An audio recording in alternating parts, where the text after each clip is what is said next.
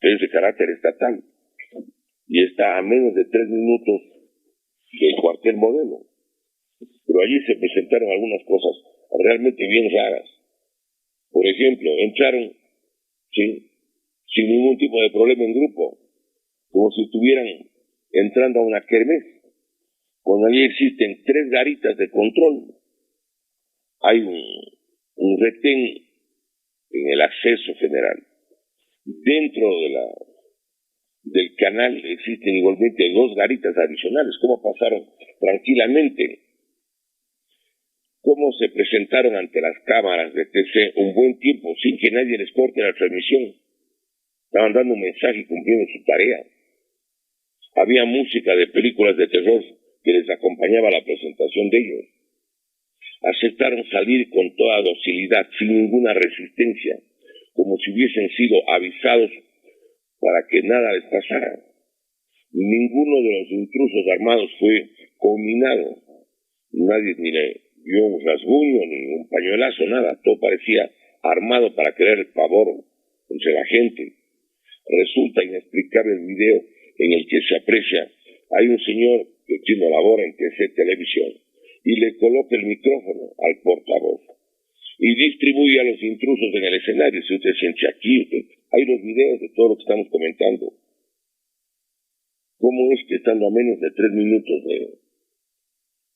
del cuartel Modelo, nadie intervino con la mayor celeridad? ¿Había o no un equipo listo para la retransmisión de Teleamazonas allí? A mí me pareció que hubo una conmoción y psicosis social manipulada que le salió conforme a lo planificado. Pues yo creo que hay algunas cosas que debemos reflexionar. Este es un drama bastante complejo, además, quiero recordar. Y yo creo que debe haber un diagnóstico más completo, porque esta es una actividad realmente muy difícil de controlar. Los datos sobre países hermanos como Colombia, por ejemplo, demuestran Colombia, con el Plan Colombia, subió del año 1998, cuando empieza el Plan Colombia, hasta el año 2018. El área de cultivo de coca subió de 84.000 a 242.000 hectáreas. Y recuerden que en Colombia instalaron 7 bases aéreas norteamericanas. 1, la base de Aplay; 2, la base de Palanquero; 3, la base de Toleimada; 4, de Lorandia; 5, la de Cartagena en el Mar Caribe, al igual que el de Malamba, también cerca del Mar Caribe, y la bahía Málaga, que está en el Océano Pacífico, con 7 bases militares de Estados Unidos en Colombia. Quiero recordar, se triplicó el área de la producción. Yo creo que el pueblo ecuatoriano, sí, tiene que meditar que estos asuntos no son tan sencillos y que habría que ver las mejores maneras de poder sortear todas estas dificultades. Me parece que en este sentido, claro, la sociedad también se sentía agredida de manera injustificada. Gente que les atropellaba, gente que les disparaba, digamos, una especie como de delincuencia desbocada. A mí me parece que esto obviamente motivó que la ciudadanía reclame, estaba conmocionada. Y entonces este tipo de cosas que no habían sucedido nunca antes tuvieron su respuesta. Pero yo creo que es importante meditar en el hecho que este no es un problema aislado, es un problema que abarca a varios países de América Latina: Brasil, la propia Venezuela, Colombia, Perú, Chile. Otra cosa es que no den la información oportuna o que no nos hagan saber lo que pasa en los otros países, pero esta es la realidad. Yo creo que el pueblo ecuatoriano debe realmente manejar la información precisa para que no existan, diríamos, no sé, tal vez esperanzas que pueden resultar luego tal vez motivo de pena, de angustia de la sociedad ecuatoriana. Yo creo que hay una percepción muy limitada en el análisis de los problemas de nuestro país sobre la seguridad nacional relacionadas con la concesión y el consumo de sustancias prohibidas. Este no es un problema solo del Ecuador, es un problema que además tiene dos raíces profundas. Las organizaciones, digamos, que se dedican a la producción de los estupefacientes, lo hacen porque existe una enorme demanda en el mundo, porque existe cada vez más consumidores. Ese es el primer elemento. Y el segundo es que hay un enorme flujo de ganancias que maneja la banca mundial, sobre todo norteamericana y la banca europea. Yo creo que hay que empezar por allí el análisis. ¿Por qué existe un negocio tan grande? Porque existe justamente una demanda inmensa. Las cifras son reveladoras. Miren, en Estados Unidos se admite que el número de consumidores cotidianos está en 37 millones de personas, más del 10% de todo Estados Unidos. Estados Unidos tiene 334 millones de personas, pero la gente que está en calidad de consumidor diaria es de 37 millones de norteamericanos. Sería el 10% si hubiera 370 millones, que no los tiene. Pero ese es un caso en Norteamérica. Recordemos que en Europa se calcula que el número de consumidores está en alrededor de 48 millones en Europa. Entonces estamos hablando de cerca de 50 millones, ¿sí? Más los 37 millones, estamos hablando de una cantidad realmente gigantesca. Claro. En Norteamérica, 37. Faltan 3 para 40. Y en Norteamérica, recordemos, hay 48 millones de consumidores. Faltan 2 para 50. Estamos hablando de prácticamente 85 millones de consumidores, que es un mercado terrible y una sociedad en la que tiene además el dinero para que la gente consuma y que sea un canal de enriquecimiento gigantesco. Esto es necesario que tengamos siempre presentes, ¿no?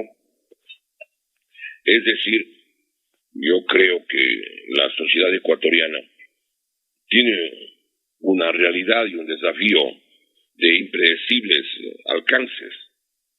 Claro, pero allí es importante también recordar que en Estados Unidos, en el año 2001 y en el año 2002, hubo 2 investigaciones.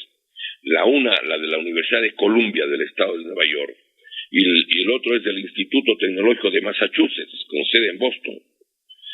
Hicieron un análisis de los ingresos de la banca norteamericana por actividades ilícitas, sobre todo por el narcotráfico. Estamos hablando hace 22, 23 años atrás. Y allí las dos investigaciones que se hicieron con documentos del Senado de los Estados Unidos establecía que ya para entonces había una ganancia que superaba los 600.000 millones de dólares, solo de la banca norteamericana. Y la banca europea era otra cantidad semejante. Imagínense, ahora debe estar siquiera en el doble. Antes estaba en 600.000 millones de dólares. Quisiera igualmente que recordemos otro hecho que nos parece necesario. ¿Cómo explicar que esa enorme potencia, dotada de la más sofisticada tecnología del planeta, existen allí 27 millones de consumidores habituales y que están muy bien abastecidos, pues, y a tiempo completo?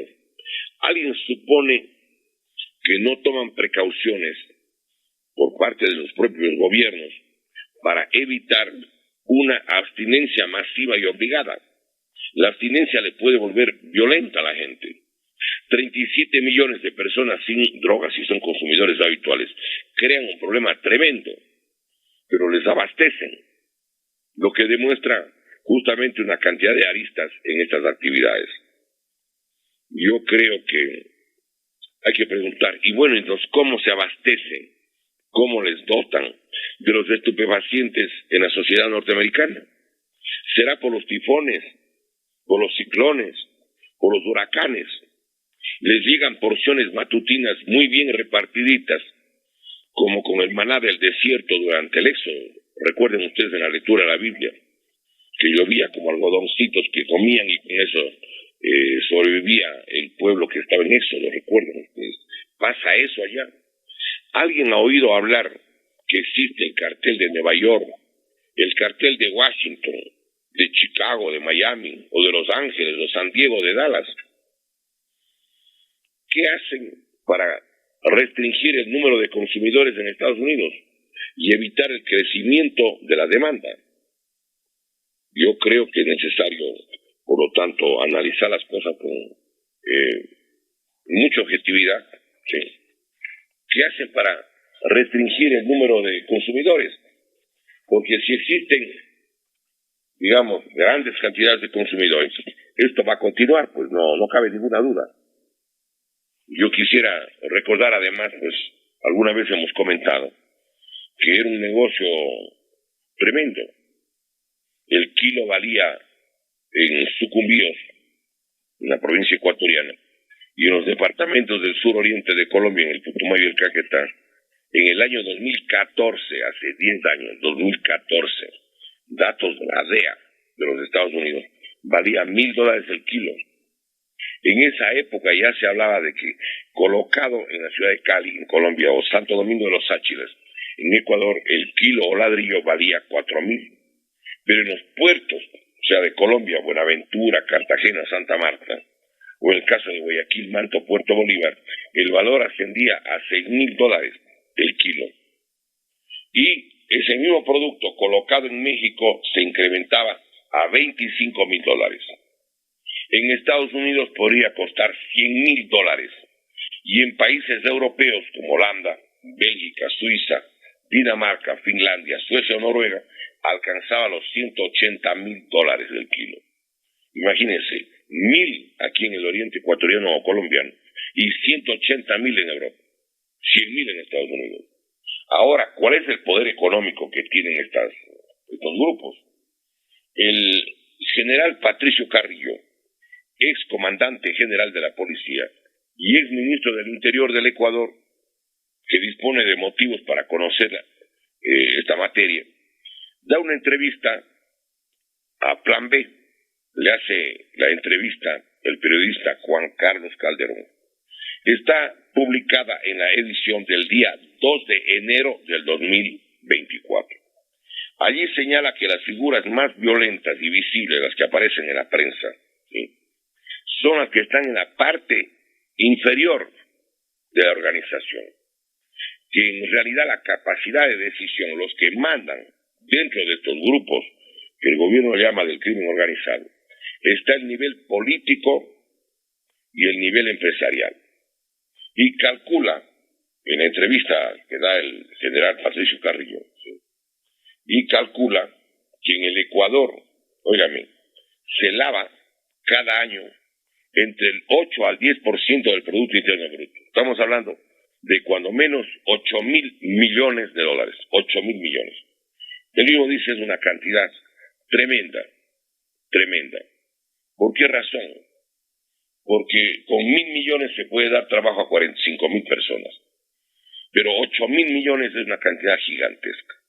Bueno, yo creo que en América Latina debe empezar a discutirse, a disponer de una propuesta conjunta, factible, coordinada, para evitar regir colocando en forma permanente innumerables muertos en sus ciudades y campos. Conviene recordar que en Estados Unidos la única manera que tuvieron para vencer fue la legalización, como explicamos al principio con las mafias.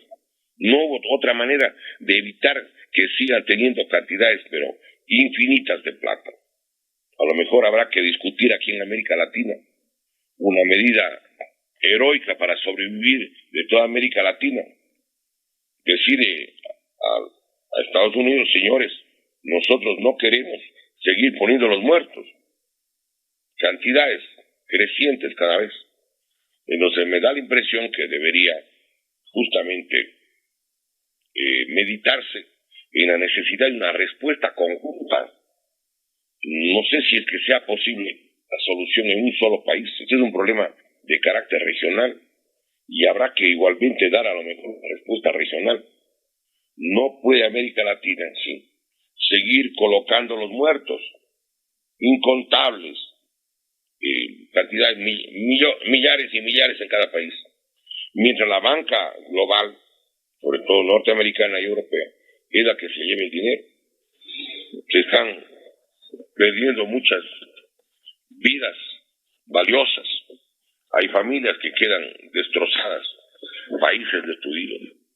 Yo creo que este es un tema para analizarlo realmente con mucha profundidad y seriedad. Pero el otro tema que planteó la doctora era el tema de lo que está sucediendo aquí en nuestro país respecto de las leyes que el gobierno ha enviado. El gobierno ha enviado tres leyes a la Asamblea Nacional, donde tiene una mayoría en base al acuerdo entre Acción Democrática Nacional, los 51 asambleístas que son del correísmo o de la Revolución Ciudadana, y además los asambleístas del Partido Social Cristiano. Tienen una mayoría abrumadora. Y ya aprobaron dos leyes. Una ley orgánica que se llama de Eficiencia Económica y Generación de Empleo, ya aprobaron en diciembre y está publicada en el registro oficial número 451 del día miércoles 20 de diciembre del 2023. 20 de diciembre. Es decir, antes de salir de vacaciones de Navidad, ya estaba aprobada esa ley. Con esta ley, de acuerdo a analistas muy serios, solventes, ellos hablan de que el gobierno nacional y la Asamblea Nacional, al aprobar esta ley, permite que alrededor de 2.600 millones de dólares, 2.600 millones, no se cobren, les perdonan. Gente que debía pagar los tributos y que por años no paga, lo hace deliberadamente para esperar que vengan estas periódicas formas de condonación. Esta es la séptima condonación de obligaciones pendientes, la séptima. Desde la que dos salieron en el gobierno de Correa, salió, me parece que dos más, con el señor Lenín Moreno, luego también salieron con el señor Guillermo Lasso, y esta es la primera del gobierno de Daniel Noboa. Por lo tanto, a mi modo de ver, yo creo que hay que recordar que, claro, van a recuperar 820 millones, pero en forma previa, sí, les devuelven, les mandan les restituyen una parte en plata, en caso de la industria o el sector inmobiliario, la construcción de edificios, y en el otro caso, sí, los grandes monopolios no pagan y no pasa nada. Pero yo quisiera referirme unos minutos a que se acaba de aprobar una ley con la que se profundiza el traspaso del sector eléctrico a manos privadas. Esto normalmente la gente no repara. Miren, la ciudadanía debe conocer, a pesar de los esfuerzos sistemáticos por ocultar, que durante el gobierno de Rafael Correa, en enero del 2015, ¿sí?, voy a darles exactamente la fecha, en el tercer suplemento del registro oficial, número 418, del 16 de enero del 2015, quiero recordar, sí, allí se aprobó en el artículo 24 y 25 la entrega a manos privadas del sector eléctrico. Pero quiero recordar que ahora el señor Daniel Noboa, como presidente, manda la ley orgánica de competitividad energética. Y las dos leyes son leyes que van a la privatización progresiva del sector eléctrico. Yo quisiera que en esto recordemos los ecuatorianos dos cosas. Los negocios que nunca se debilitan y que siempre crecen es el negocio de la telefonía y el negocio del sector eléctrico. Para tener una idea, la telefonía, más gente, más llamadas telefónicas. Además no se acaba con el petróleo, o la mina de oro, la mina de plata, la mina de cobre. Puede acabarse con los recursos mineros, un día se agota la mina. Pero en cambio, la gente se ama, se enamora, se casan o no, pero tienen hijos, tienen guaguas. Y entonces, una población que crece tiene más asegurado el negocio de las llamadas telefónicas, porque más gente se comunica. Y también más gente necesita electricidad. El negocio que están entregando a manos privadas es el de la energía eléctrica, el que están ahora, ya aprobaron, ya debe estar publicado en el registro oficial, la Ley Orgánica de Competitividad Energética, que además le llaman la Ley del Fin de los Apagones. Puro mentiras, esto es mentira. Y les voy a demostrar qué cosa es, qué negocio es en el que les están dejando que lo maneje el sector privado. La energía eléctrica es indispensable para el funcionamiento de todas las fábricas, de la agroindustria, de los talleres artesanales, de las tiendas, sí, de todo sitio de abasto, los centros comerciales, los bancos, todo el aparato productivo y el sistema educativo del país necesita electricidad. Con esta energía funciona el alumbrado público, sí, en los 221 cantones del Ecuador y en las más de 1.300 parroquias. En todas partes del Ecuador el sector eléctrico está presente. En la década de 1970, quiero recordar, cuando estaba de presidente el general Guillermo Rodríguez Lara y el ministro de Recursos Naturales era el contraalmirante Gustavo Jarrín Ampudia, se destinaba el 50%, la mitad, de todas las regalías del petróleo solo para hacer infraestructura eléctrica. Así se hizo la Central Pautu, Pisayambo, Agoyán y otras más. Pero ahora no quieren que sea el Estado el que maneje, están entregando a manos privadas. Y entonces, recordemos que con la energía funciona el alumbrado público, funciona toda la luz para los hogares, desde formas para calentar el agua de los baños, sobre todo en la sierra, el uso de aire acondicionado, sobre todo en la costa, para prender cocinas, hornos, purificadores de agua, planchas, lavadoras, refrigeradoras, computadoras, congeladoras, sí, todo, impresoras, copiadoras, licuadoras, radios, televisión, equipos de sonido, sistemas de seguridad y hasta energía se requiere para los carros eléctricos. Este es un gran negocio. Aquí la privatización del sector eléctrico, y esto le han tapado, le han ocultado al pueblo, empezó el gobierno del señor Rafael Correa. Vean el papel de la prensa. La prensa tiene medios de comunicación y periodistas que quieren que el pueblo se entere. Y hay otros medios de comunicación que tapan, que ocultan para que el pueblo no sepa, para que no reclame. La Ley Orgánica del Servicio Público de Energía Eléctrica, que como les decíamos está publicada en el tercer suplemento del registro oficial número 418 del 16 de enero del 2015. Le ruego que la gente que quiera comprobar la veracidad de lo que estamos diciendo, porque no vamos a cometer un error que le produzca la menor molestia a nuestros anfitriones de este medio de comunicación tan importante, con décadas de lucha en defensa de los intereses del pueblo. Entonces yo quisiera que recordemos lo siguiente. Miren ustedes, en esta ley que pedimos que se consigan, la Ley Orgánica del Servicio Público de Energía Eléctrica, publicada, repetimos, en el tercer suplemento del registro oficial número 418 del 16 de enero del 2015. Hay el artículo 24 y 25. Les voy a leer la parte pertinente para que ustedes comprendan lo que está pasando en el país. En el artículo 24, tercer inciso de la ley esta del correísmo, permite en forma expresa la entrega o autoriza, abro comillas, tengo aquí la ley en mi mano.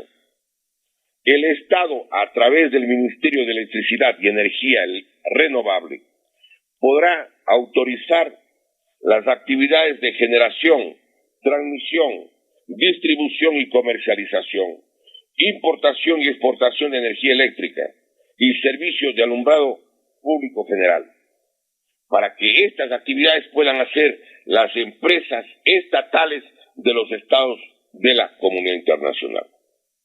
¿Cuáles son los estados de la comunidad internacional? De acuerdo a las Naciones Unidas, son 193 países. ¿Sí?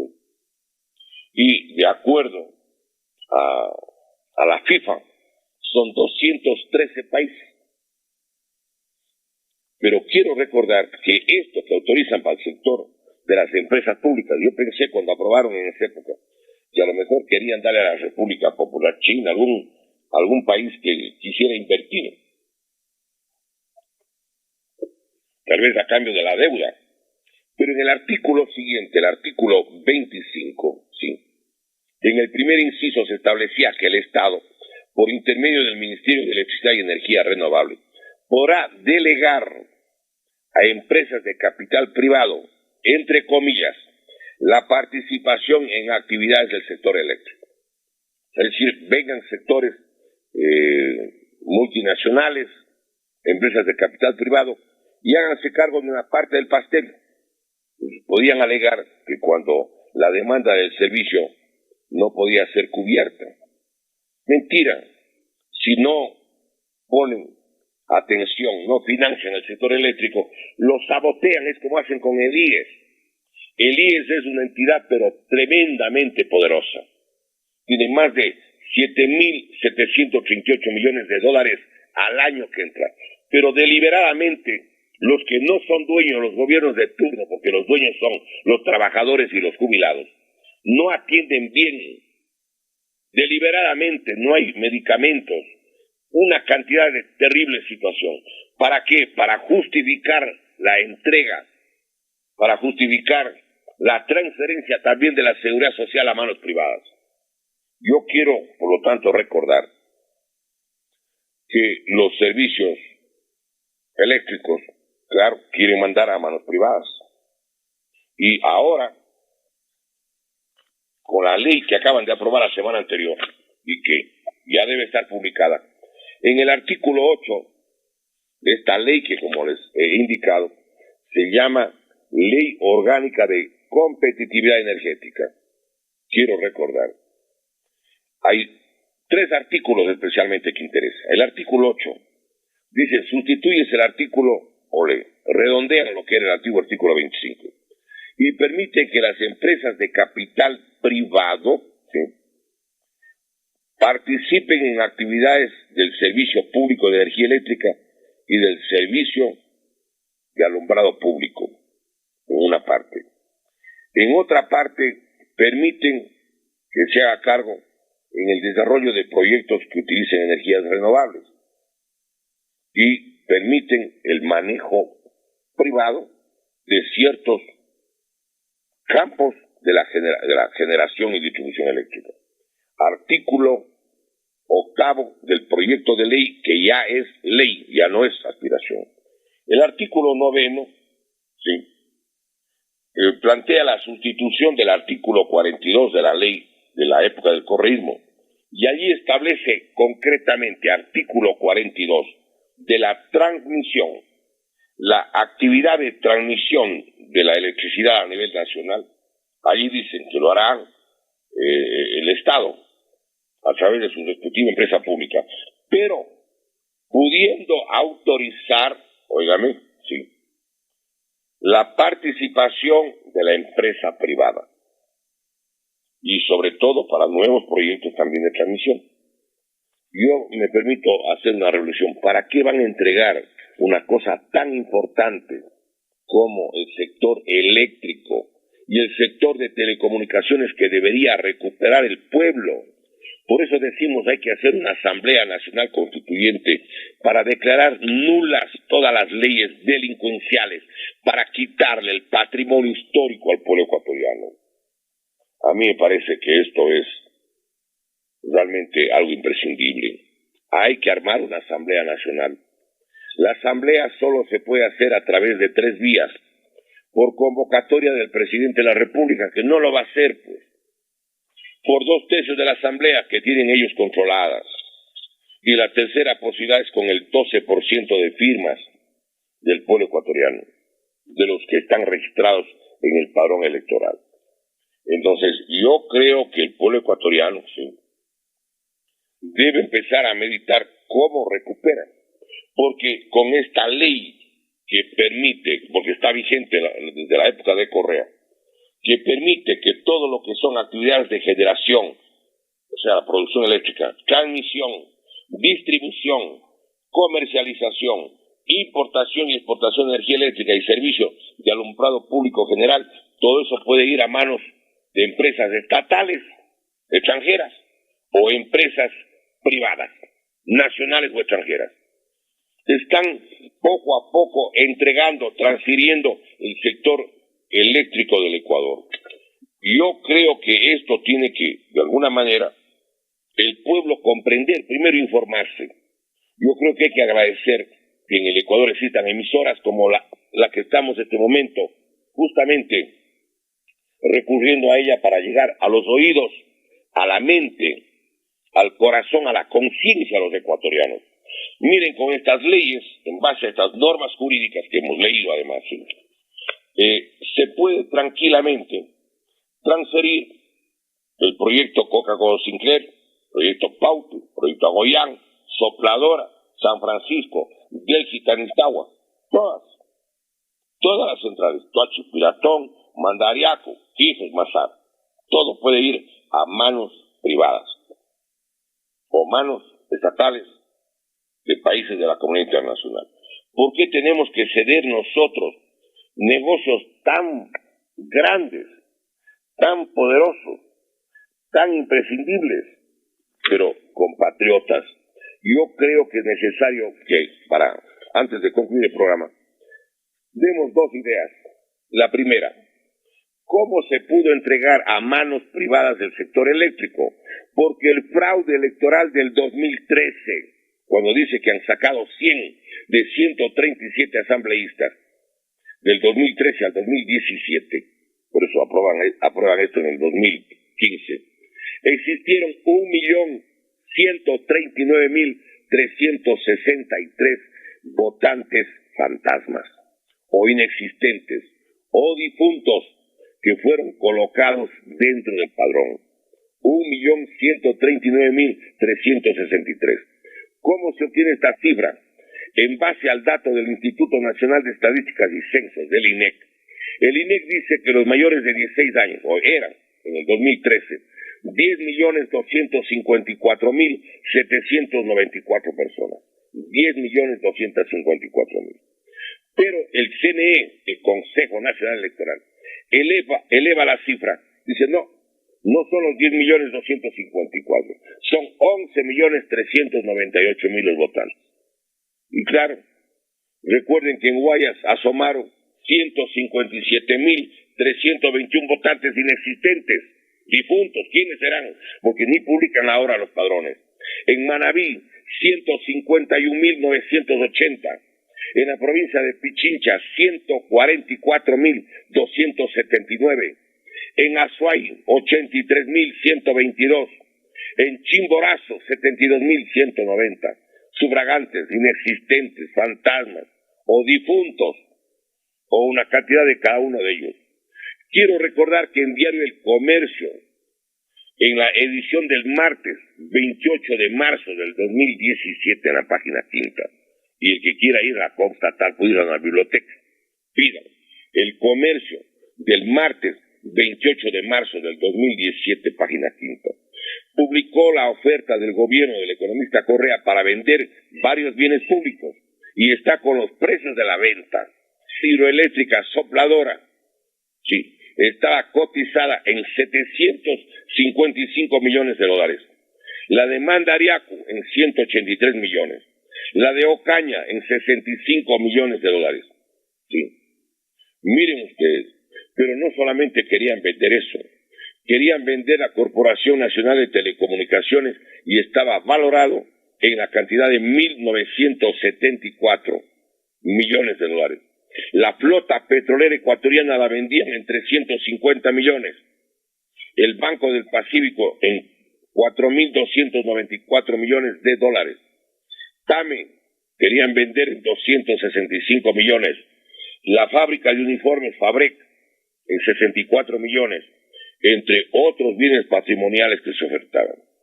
El mismo gobierno del señor economista Correa organizó una cumbre de inversiones con la finalidad de vender.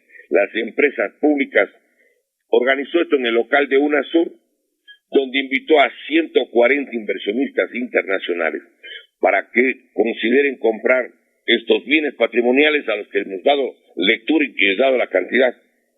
Cuando el ministro de Comercio Exterior era el abogado Juan Carlos Casinelli. ¿Dónde está esta información? En Diario Expreso del martes 25 de octubre del 2016, página quinta. Ahí está, Expreso, martes 25 de octubre del 2016, página quinta. Compatriotas, esto es lo que nos está pasando. La riqueza del país están entregando poco a poco sin que la gente caiga en cuenta. Yo tuve ocasión de escuchar Radio Nacional del Estado cuando estaban discutiendo esta ley de competitividad energética que quieren llamar la ley del fin de los apagones. No se debe llamar ley del fin de los apagones. Deberían llamarle, como es obvio, la ley de la entrega de la riqueza nacional. Así se debería llamar. Pues bueno, la mayoría de los asambleístas, sobre todo de ciertos partidos y movimientos, daban el discurso contra las privatizaciones y bla, bla, bla, bla. Y votaban por la ley para entregar el sector eléctrico a manos de las multinacionales o empresas públicas estatales extranjeras. Y esto es ya ahora en el gobierno del señor Daniel Noboa. Entonces, una cosa es lo que dicen, y la alianza sirve para esto, para aprobar estas leyes. Claro, alguien va a decir, no, es que son leyes muy importantes. Esa es la propaganda. ¿Ustedes creen que un padre de familia quisiera que un negocio rentable se venda? Quisiera que quede como patrimonio de sus hijos, pues. Yo lamento realmente que esto esté pasando en el Ecuador. Y agradezco que exista la oportunidad de poder hablar en el sistema Marañón. Por eso, no me cansaré de agradecer a doña Ligia en Santo Domingo, a la doctora Sandrita y a Pablito en la ciudad de Quito. Agradecer al personal técnico y administrativo de la emisora, que nos permite, nos dan la ocasión, la oportunidad para poder hablar, para poder contar con los documentos de la mano, con las referencias precisas, lo que están haciendo con nuestra patria sagrada, con nuestro Ecuador bendito. Yo creo que no hay otra salida que ir a una Asamblea Nacional Constituyente, porque allí se establece en el artículo 444 que deben además hacerse las regulaciones para esa elección. Que los candidatos, si quieren pongan los partidos, pero que cualquier ciudadano pueda ser candidato si coge el 1 por 1000 de las firmas. Alguien quiere ser candidato en Pichincha, con 2.500 firmas es candidato, ya. Si hay 100 candidatos, no importa, la gente dirá yo quiero el 71, 77 y 83, ya. Y pone el número y el nombre. Inmediatamente se cuentan las papeletas y sin restricciones se da la información. Inmediatamente, todo. Y allí estableciendo penas de 40 años de prisión y la pérdida de todos los bienes de quienes hacen fraude electoral, que es el más grande crimen, la más grande violación legal, un delito de lesa patria, porque ponen las manos de la República en quienes el pueblo no ha elegido. Es una burla. Las elecciones son una burla. En el Ecuador no hay elecciones. En Ecuador existen solamente proclamaciones. Se cogen organismos seccionales, se cogen mayorías legislativas para que no revisen las leyes del saqueo nacional. El pueblo tiene que protegerse, defenderse. No demos paso al pillaje. Vamos a una Asamblea Nacional Constituyente aplicando el artículo 444. Vamos a tener que explicar también cómo, de qué forma es posible que esto funcione. Yo quisiera agradecer y despedirme como siempre recordando, como dice el colectivo Ecuador Libre y Eterno, que la patria ni se vende ni se rinde, a la patria se la defiende, que esta patria tiene quien la quiere, quien la ama y quien la defenderá, y que vamos a luchar para tener ojalá un día un Ecuador libre y eterno para bienestar de esta y de las futuras generaciones. No podemos dejar que nos roben el país. Tenemos que recuperar los recursos naturales más importantes para garantizar educación gratuita y de calidad en todos los niveles, para darle salud gratuita y de calidad al pueblo, para que tengan trabajo y para evitar que tantos hermanos se tengan que ir a otros países porque aquí no pueden sobrevivir en un país tan rico y que es un paraíso, pero que desgraciadamente está en manos de los círculos oligárquicos que nunca jamás se han acordado de ayudarle al pueblo. Dios mediante, hasta la próxima semana, reiterando nuestro agradecimiento también a los distinguidos ecuatorianos que nos acompañan con su audición. Muchísimas gracias, muy buenos días.